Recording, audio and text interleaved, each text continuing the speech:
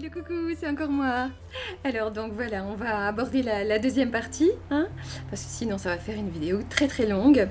Je n'ai pas encore décidé de ce que je vais vous dire, de comment je vais commencer, mais encore une fois, je vais faire comme d'habitude, on va laisser venir ce qui vient. Hein. Je ne sais même plus ce que je disais juste avant. Donc c'est dans la même journée, hein. Je viens d'arrêter ma vidéo et je reprends pour la seconde partie. Donc je pense que je disais que oui, si on voilà, de s'efforcer quand même de sourire quel que soit ce que l'on vit, et ce n'est pas toujours facile et je le comprends, mon Dieu comme je le comprends, mais je m'efforce quand même de le faire et vous verrez que ça va devenir une seconde nature, voire même votre nature, votre vraie nature. Hein, comme j'en parle souvent, on n'est pas seulement ce que l'on voit, hein, on n'est pas fait seulement de chair et d'os, hein.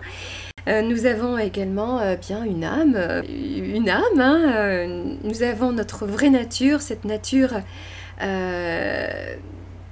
qui est cette nature qui est en nous, hein, notre âme, hein, notre être spirituel, hein, qui est en nous, et eh bien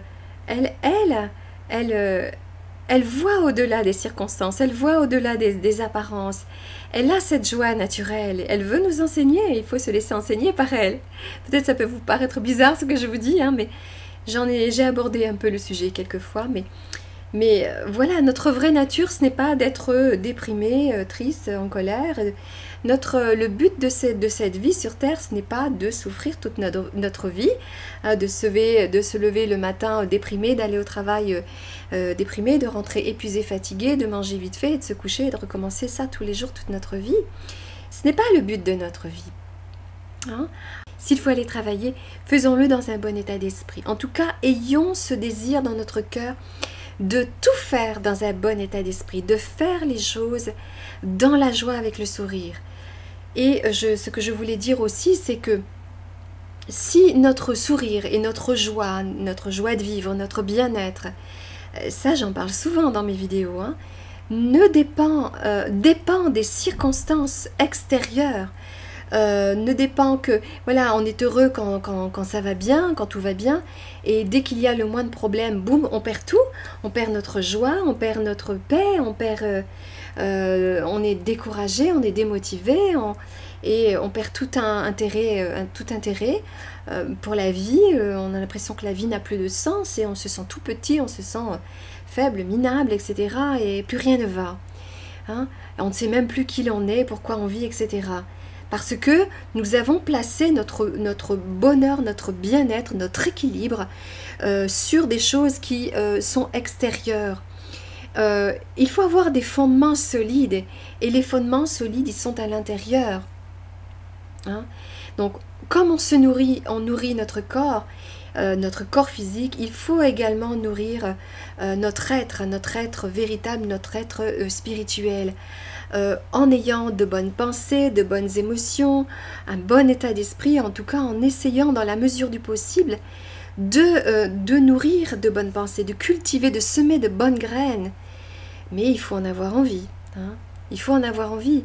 Alors ce n'est pas facile dans le monde dans lequel on vit,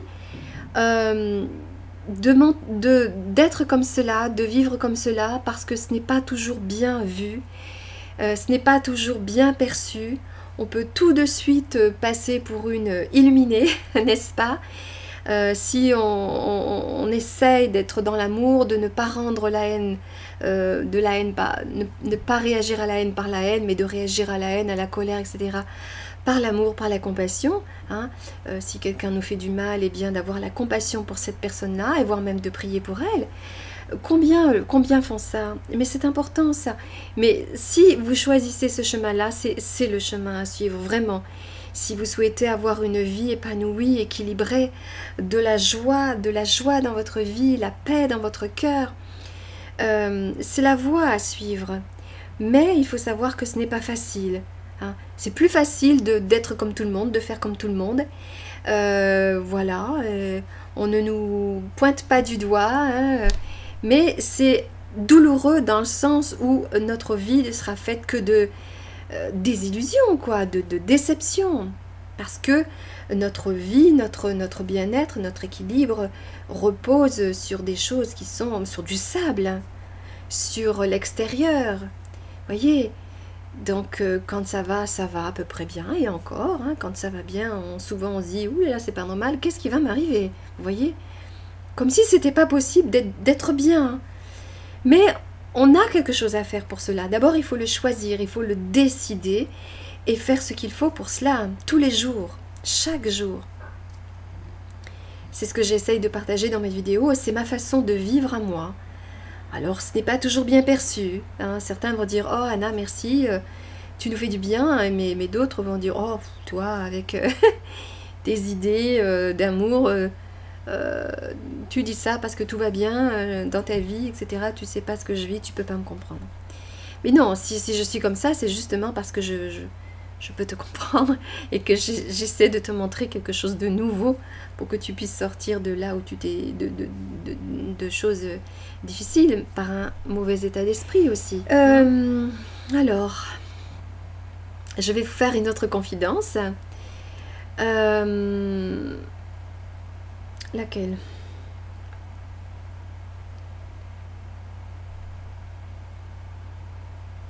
Alors, je vais vous faire une autre confidence. J'en ai parlé, je crois, une seule fois, tout au début de mes vidéos. C'était une vidéo que j'avais publiée sur mon blog et qui est sur ma chaîne aussi. Mais voilà, je ne me suis jamais, je n'en ai plus reparlé, je crois, et je ne me suis jamais étalée là-dessus parce que c'est ma vie privée. Mais je pense que je suis prête à vous le dire, hein, et que... Alors, donc, vous savez très peu de choses sur moi, en fait. Hein.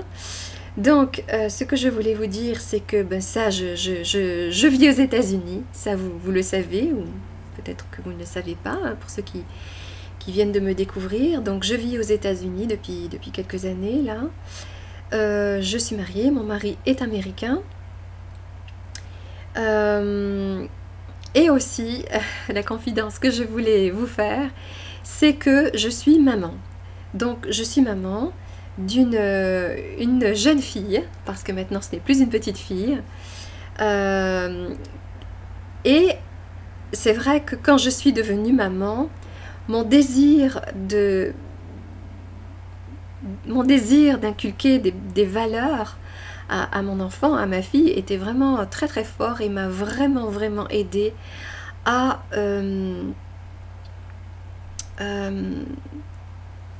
à changer des choses en moi pour que, voilà, pour être un modèle. Nous sommes des modèles de nos enfants, n'est-ce pas?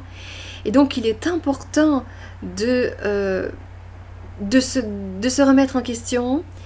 Je pense d'ailleurs que chaque futur parent, donc chaque couple, chaque femme, chaque homme qui aimerait avoir un enfant devrait faire un bilan, devrait s'auto-analyser, de voir un petit peu ce qu'il y a à changer en eux, d'abord de voir pourquoi ils veulent un enfant, ça aussi, ça pourrait faire l'objet d'une vidéo, hein, parce que ben, il faut savoir que souvent on veut un bébé, la femme veut être enceinte, etc. Et voilà, l'enfant ne reste pas bébé, l'enfant grandit, et il y a toutes ces étapes que l'on doit vivre avec cet enfant. On va essayer de le guider du mieux qu'on peut, d'être un modèle et donc d'inculquer à notre enfant des valeurs, des bonnes valeurs, voilà, d'essayer voilà. Donc moi c'est ce que je voulais vraiment quand ma fille vivait des choses difficiles et qu'elle était fâchée après une copine parce que la copine lui avait dit ça, ben, forcément que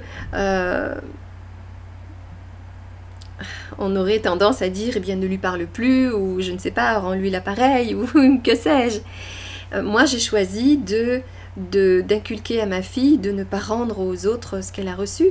J'ai voulu que ma fille n'entre pas dans cette façon de réagir, quoi, hein, de réagir au mal par le mal.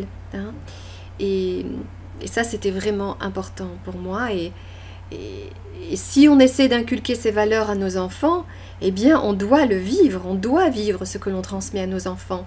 Parce que nos enfants vont voir, mais Peut-être ils vous le diront pas, mais ils vont dire je comprends pas, maman, papa me disent ça, il faut faire comme ci, il faut faire comme ça, mais eux-mêmes ne le font pas. Combien de parents, n'est-ce pas, ne mettent pas en application ce qu'ils disent à leurs enfants de faire, ce qu'ils essayent de transmettre à leurs enfants. Mais plus que ce que l'on dit, c'est ce que l'on fait qui est important. C'est ça que vont retenir nos enfants. Donc moi, c'était vraiment... je voulais vraiment être un modèle pour ma fille et lui transmettre des valeurs et voilà. Et puis aussi d'essayer de me relever de situations difficiles, d'épreuves que j'ai vécues toute seule avant de la voir, mais que j'ai vécues quand elle était là aussi. Et que nous avons vécu ensemble, que nous avons essayé de traverser ensemble. Alors des épreuves que j'ai vécues moi, qui m'étaient personnelles, des épreuves qu'elle a vécues et des épreuves que l'on a vécues ensemble. Donc voilà, ça a été tout un cheminement et c'est important, hein, donc c'est très important. Donc voilà, hein, donc pour ceux qui ne le savaient pas, parce que ce n'est pas quelque chose dont je parle, je suis maman d'une jeune fille. Détail important, mais là aussi j'en avais un tout petit peu parlé, mais je n'en ai plus jamais reparlé parce que c'est quand même assez personnel et c'est l'histoire de ma fille. Alors, je ne sais pas encore. Je ne sais pas si je vais en parler. Peut-être j'en parlerai une prochaine fois. Il faut que je vois avec ma fille si elle est d'accord pour que j'en parle. À la limite, je ne vois pas pourquoi il faudrait que je vous dise ça, mais on verra bien. Hein, c'est quelque chose qui nous concerne toutes les deux, qui est très beau, hein, quelque chose qu'on a vécu ensemble qui est très très beau. Mais voilà, comme j'ai quand même envie de garder des choses privées, on verra bien, d'accord, hein?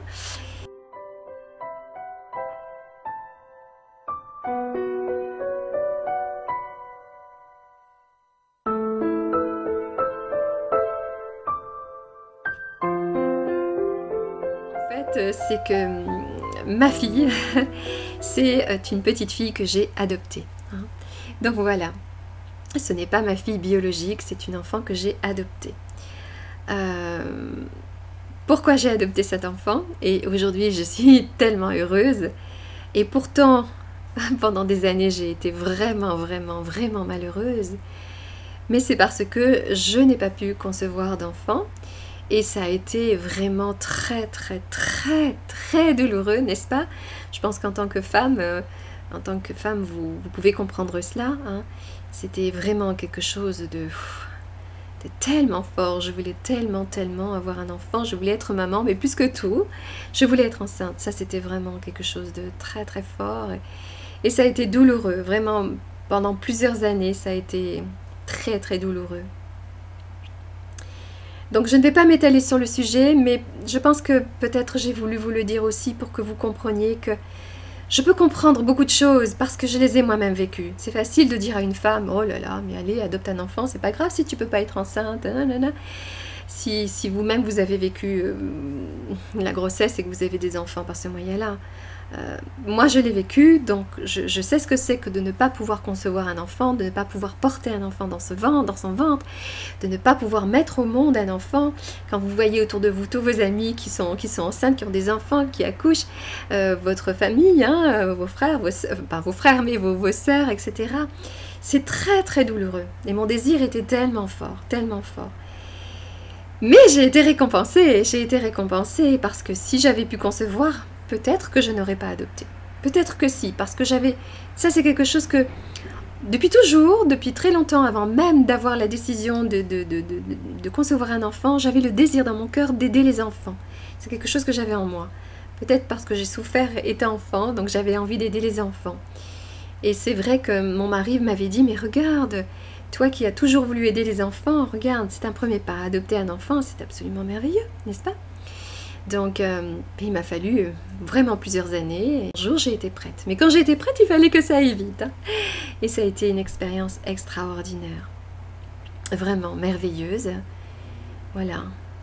Donc, je ne vous parlerai pas aujourd'hui de comment s'est passée l'adoption, où je l'ai adopté, etc. Comment ça s'est passé. Mais voilà. Donc, je peux comprendre aussi toutes ces choses-là. Encore une belle confidence que je vous ai faite, n'est-ce pas, hein? Voilà, comme ça vous me connaissez un petit peu mieux et vous pouvez peut-être mieux savoir, comprendre pourquoi je vous dis certaines choses et que vous pouvez peut-être penser parfois que je vous présente un monde de bisounours parce que je n'ai rien vécu de douloureux, même si je vous l'ai déjà dit plusieurs fois que j'ai vécu des épreuves.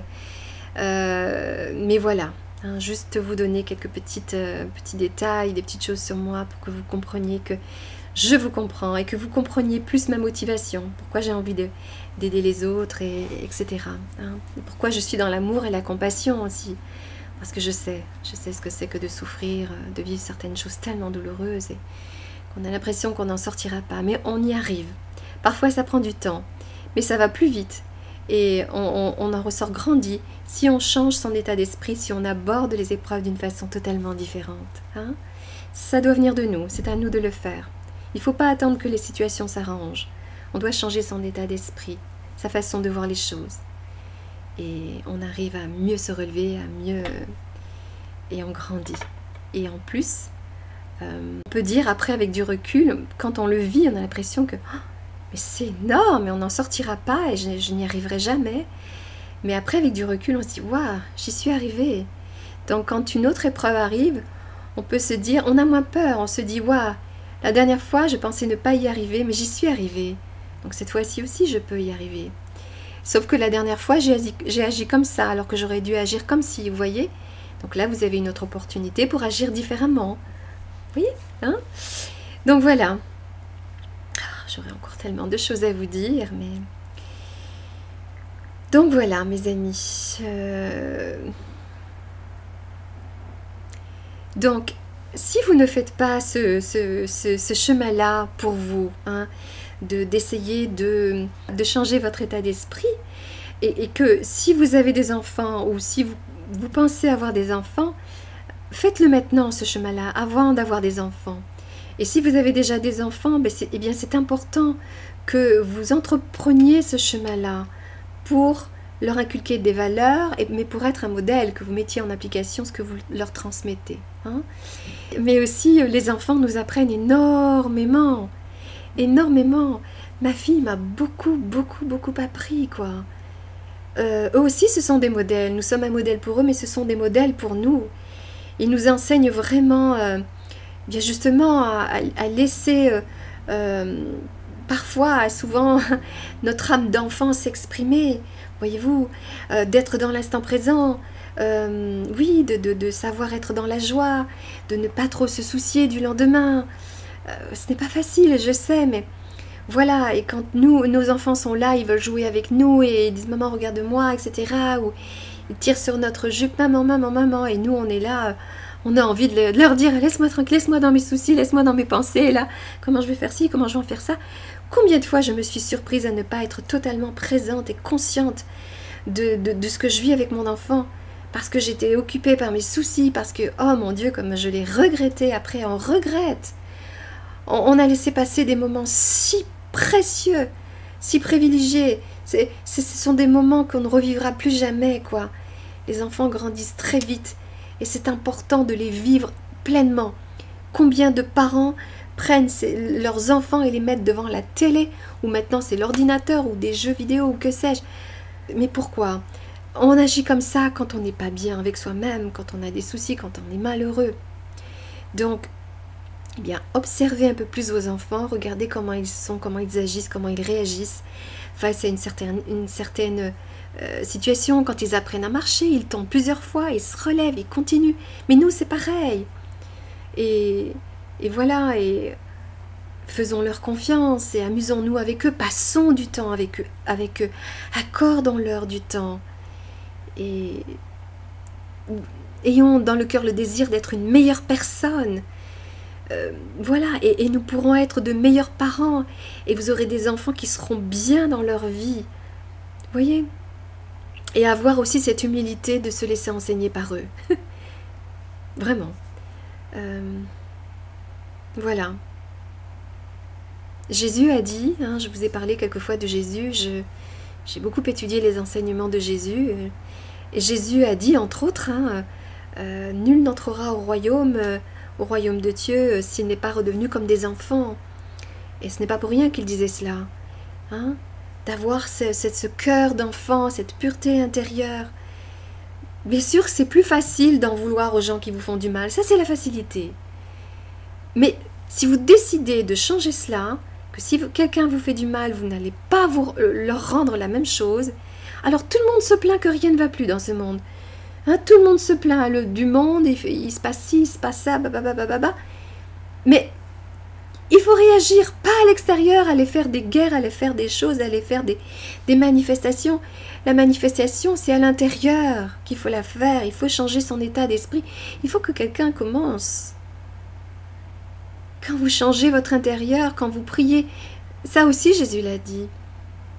Jésus a dit, priez pour les gens qui vous font du mal, qui vous persécutent. Priez pour vos ennemis. Hein, c'est important. C'est important. Donc voilà. Alors ce n'est pas le chemin le plus facile, hein, mais je vous assure que c'est un chemin passionnant. Vraiment passionnant. Alors, j'aurai encore beaucoup de choses à vous dire, mais peut-être que ça fera l'objet de plusieurs autres vidéos.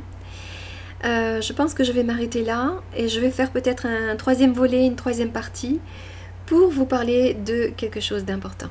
Voilà. Donc, à tout de suite pour la troisième partie.